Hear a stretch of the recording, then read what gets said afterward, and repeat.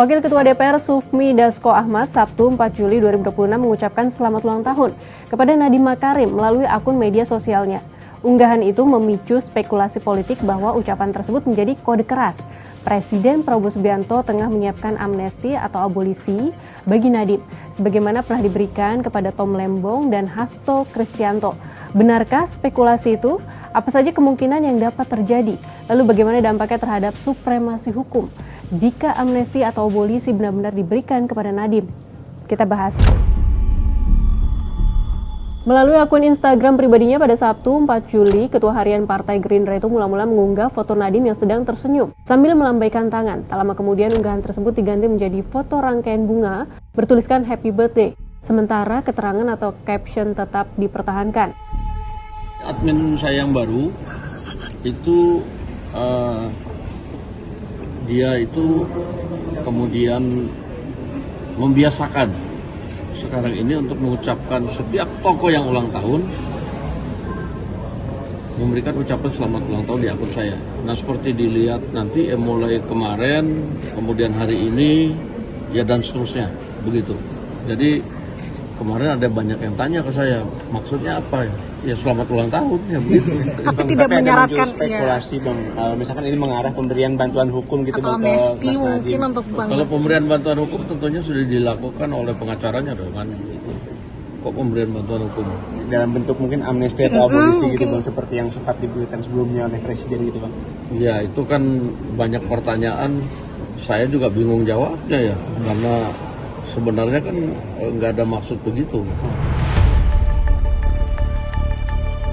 Ucapan Dasko itu muncul hanya 4 hari setelah Majelis Hakim menyatakan Nadiem bersalah dalam perkara korupsi pengadaan laptop Chromebook di Kemendikbudristek periode 2020-2022. Hakim menjatuhkan pidana denda 1 miliar rupiah serta pidana tambahan berupa pembayaran uang pengganti sebesar 809,59 miliar rupiah. Baik Nadiem maupun jaksa sama-sama mengajukan banding atas putusan tersebut. Menanggapi unggahan itu, pengamat komunikasi politik Universitas Esa Unggul Jamiluddin Ritonga Minggu 5 Juli 2026 menilai unggahan Dasko setidaknya memiliki 2 kemungkinan makna. Pertama, Dasko ingin menunjukkan simpati kepada Nadiem setelah putusan pengadilan yang menyatakannya bersalah. Simpati tersebut dinilai bukan semata sikap pribadi, melainkan juga dapat dibaca sebagai sikap politik Partai Gerindra. Dengan begitu, pemerintahan Prabowo dinilai ingin menepis anggapan bahwa perkara hukum yang menjerat Nadiem syarat intervensi politik. Kemungkinan kedua berkaitan dengan dinamika politik yang jarang menghadirkan kebetulan. Ia menilai ucapan ulang tahun Dasko dapat dimaknai sebagai sinyal awal mengenai kemungkinan pemberian pengampunan dari Presiden Prabowo. Penafsirannya, selama ini Dasko dikenal sebagai salah satu figur yang paling dipercaya Prabowo untuk mengomunikasikan berbagai keputusan politik penting. Spekulasi tersebut muncul karena Dasko sebelumnya pernah mengumumkan langsung keputusan politik serupa.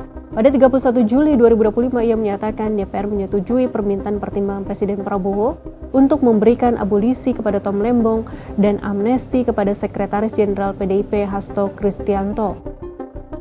Di tengah spekulasi mengenai kemungkinan pemberian pengampunan kepada Nadiem, peneliti Pusat Kajian Anti Korupsi atau PUKAT Universitas Gadjah Mada, Zainur Rohman, mengingatkan bahwa pemberian amnesti atau abolisi justru berpotensi merusak supremasi hukum. Menurut Zainur, jika setiap perkara pidana yang telah diputus pengadilan diselesaikan melalui amnesti atau abolisi, kewibawaan sistem peradilan akan terkikis. Dampaknya bukan hanya terhadap kepastian hukum, tetapi juga moral aparat penegak hukum. Menurutnya, apabila terdapat persoalan dalam penegakan hukum, yang harus dibenahi adalah sistem hukumnya, bukan justru mengakhiri perkara melalui pemberian amnesti atau abolisi. Senada, Koordinator Indonesia Corruption Watch Almas Galia Putri Syafrina menilai tidak tepat apabila Nadiem diberikan pengampunan. Alasannya, perkara yang melibatkan Nadiem masih berproses dan terdakwa telah mengajukan banding. Selain itu, Almas menilai pemberian amnesti atau abolisi justru bertolak belakang dengan komitmen pemberantasan korupsi yang selama ini disampaikan Presiden Prabowo. Sahabat Kompas, hingga kini belum ada pernyataan resmi mengenai kemungkinan pemberian amnesti atau abolisi kepada Nadiem Makarim. Namun spekulasi yang berkembang menunjukkan bahwa kode keras politik akan dikaitkan dengan proses hukum yang sedang berjalan. Kini publik menanti apakah perkara ini akan sepenuhnya diselesaikan melalui mekanisme peradilan atau justru diakhiri lewat hak prerogatif presiden, atau ada deal apa di balik pemberian amnesti atau abolisi ini?